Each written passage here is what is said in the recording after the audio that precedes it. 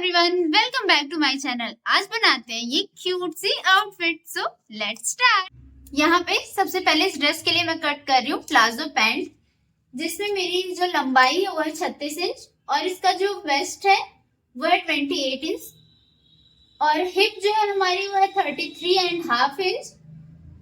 यहाँ पे जो मैंने कपड़े की चौड़ाई ले रखी है कमर की साइड वो ली है 18 इंच और जो लेग के साइड ले रखी है मैंने चौड़ाई वो ली है 19 इंच। बिकॉज ऑफ 1 इंच ज्यादा लिया क्योंकि प्लाजो पैंट बन रहा है।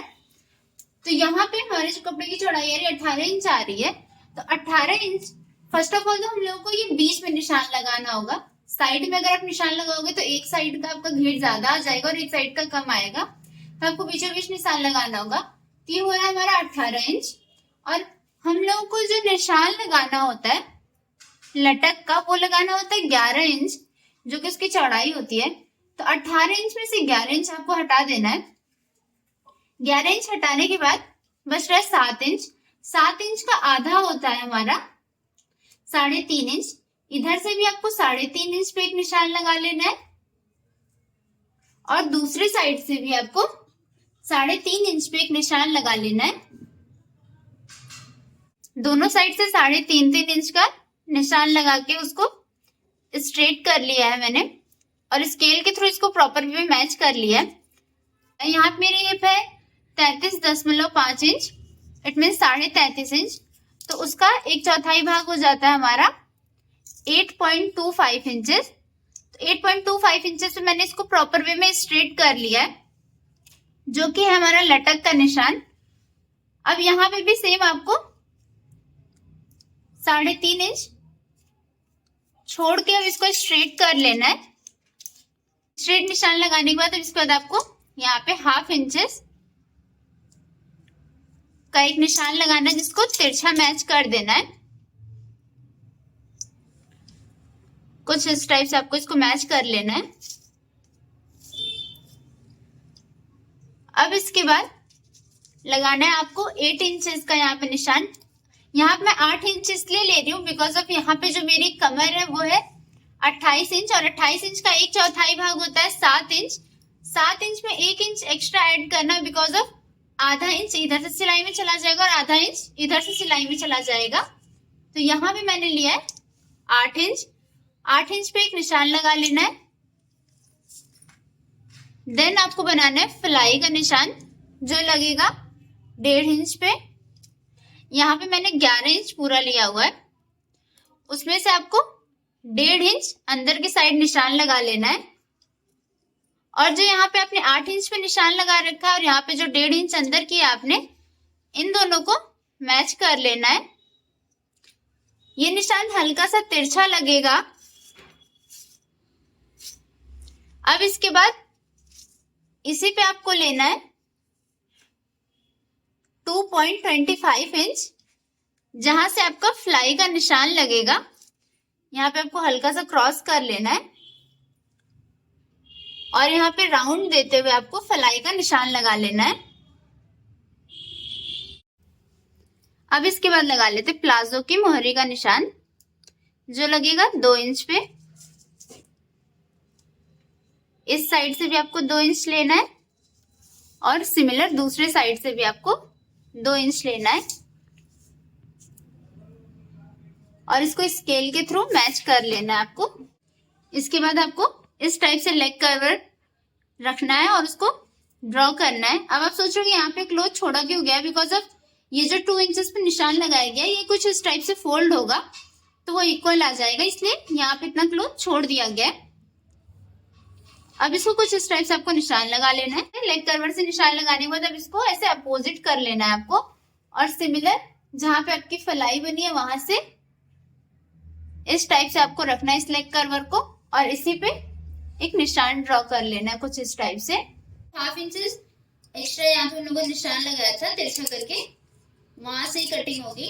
मैंने जो फ्रंट साइड का क्लोथ कट कर रखा था उसको अगेन मेन क्लोथ के ऊपर सेट कर लिया है।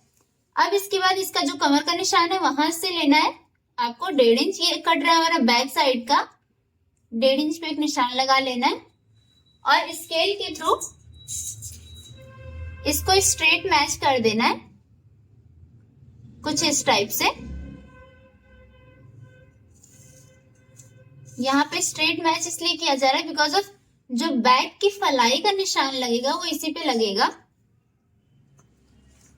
फिर यहां से आपको 2.5 इंच 2.25 इंच पे एक निशान लगाना है जिसको स्ट्रेट लगा लेना है। हो सकता है अभी आप लोगों को इस प्रिंट की वजह से साफ निशान ना दिख रहा हो, तो हल्का सा मैं कैमरा पास में कर देती हूँ। अब इसके बाद अगेन आपको यहां से लेना है 2.25 इंच, जहां से बनेगा आपका फलाई का निशान। कुछ इस टाइप से आपका फलाई का निशान बनेगा इस पे। फलाई का निशान लगाने के बाद जो आपने यहां से 1.5 इंच बढ़ाया है उससे 1.5 इंच ऊपर आपको स्ट्रेट एक लाइन ड्रॉ करनी है। और जो फ्रंट साइड का आपने क्लॉथ रख रखा है, जहां से उसकी कमर की स्टार्टिंग है, उसको इस टाइप से तिरछा मिला लेना है।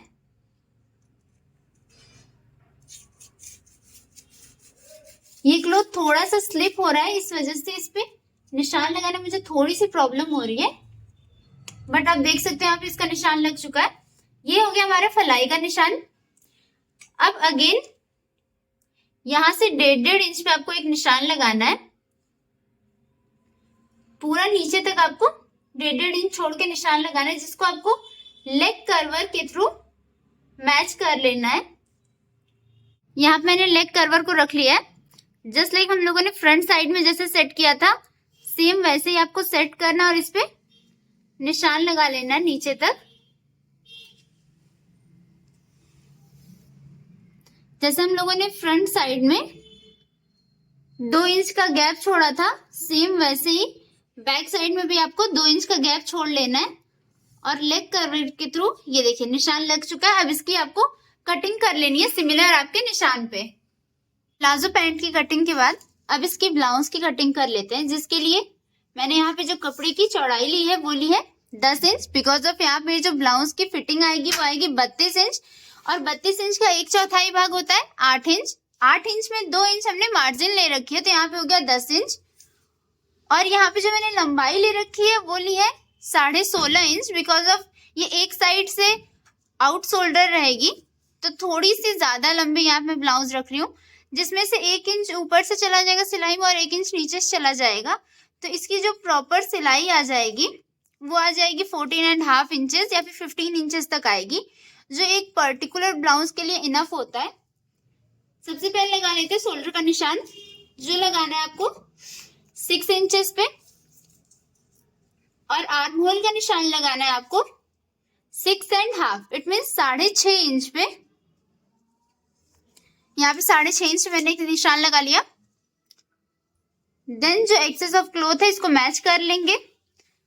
अब इसमें 0.75 इंच लेंगे for front arm hole. Front arm hole का निशान लगाना इसलिए भी जरूरी है बिकॉज ऑफ जो भी लूजिंग वाली प्रॉब्लम आती है वो आपको फेस नहीं करनी पड़ेगी अगर आप फ्रंट आर्म होल का निशान लगा ले रहे हो तो। देन यहां से लेना है आपको 1.5 इंच। 1.5 इंच पे बनेगा आपका बैक आर्म होल का कर्व, और 1.75 इंच पे बनेगा आपका फ्रंट आर्म होल का कर्व। ये हो गया हमारा बैक आर्म होल का कर्व। देन ये हो गया हमारा फ्रंट आर्म होल का कर्व। इन दोनों को ड्रॉ करने के बाद अब यहाँ पे नॉर्मली सिर्फ गले का निशान लगाते हैं, इसकी कोई कटिंग नहीं करेंगे। जो लगा लेते हैं 2.5 इंचेस पे। अब इसके बाद कर लेते हैं 1/2 इंच पे शोल्डर डाउन। ये गले का निशान इसीलिए मैंने लगा लिया था बिकॉज ऑफ यहीं से आपको शोल्डर डाउन करना होता है। तो जब तक आप ये निशान नहीं लगाओगे आपको शोल्डर कहाँ से डाउन करना है ये नहीं समझ आएगा। देन इसके बाद कर लेते हैं जो हमने शोल्डर डाउन कर रखा है उसकी कटिंग, फिर करेंगे अपने बैक आर्म होल की कटिंग।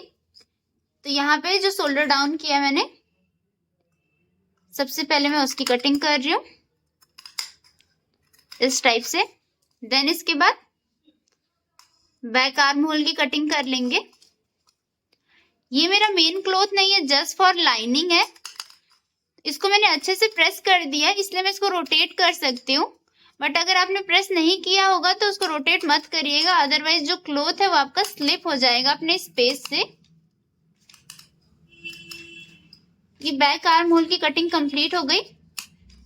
देन इसके बाद फ्रंट और बैक साइड के क्लॉथ को अलग करते हैं, फिर कर लेते हैं अपने फ्रंट आर्म होल की कटिंग। क्लॉथ को ओपन कर लिया है। अभी ये ऊपर से ज्वाइंट है हल्का सा, जहां से अपने शोल्डर डाउन कर रखा है वहां से आपको लेना है 3 इंच जो इसकी लंबाई है। इसी 3 इंच पे आपको राउंड देते हुए इस टाइप से लाइट लाइट सा बिल्कुल, जहां तक आपका आर्म होल की गोलाई आई है वहां तक जाना है। आपको जितनी इसमें गहराई चाहिए आप अपने अकॉर्डिंग बना सकते हो। देन उसके बाद फिर आपको इसकी कटिंग कर लेनी है। इसके बाद फ्रंट आर्म होल की कटिंग कर लेते हैं। इसके बाद जो आपने डाउन कर रखा है उसकी कटिंग कर लेनी है आपको। कटिंग करने के बाद लाइनिंग को मैंने मेन क्लॉथ पे इस टाइप से सेट कर लिया है। अब इसके साइड साइड में कट करेंगे और हाफ इंच के गैप पे इसको स्ट्रेच कर लेंगे। देन इसको पलट देंगे। यहाँ पे मेरी ब्लाउज बन के पूरी तरीके से रेडी हो चुकी है। ये देखिए, मैं इस फ्लावर की वीडियो सेपरेट डाल दूंगी, शॉर्ट्स में आप जाके देख लीजिएगा। इस फ्लावर को मैंने किस टाइप से बनाया है वो वीडियो आपको मिल जाएगी।